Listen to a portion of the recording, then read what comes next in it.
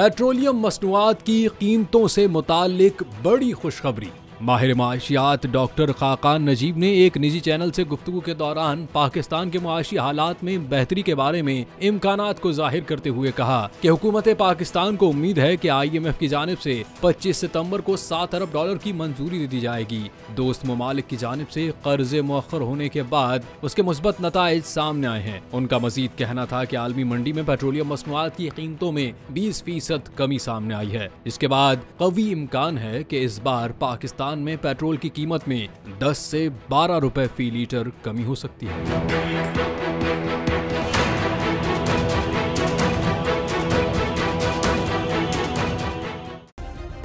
Subscribe करें और bell दबाएं ताकि कोई खबर रह न जाए।